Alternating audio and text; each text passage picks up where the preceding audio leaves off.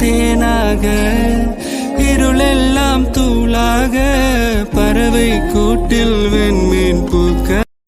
இரண்டாம் நாளில் விழும் துளியில் மாசில்லை, இது ஒரு வகை இரண்டாம் பிறவி, வாழ்வில் இனிமேல் குறையில்லை. யுத்தம் புரிகிற மண்ணில் ரத்த பந்தம் போல்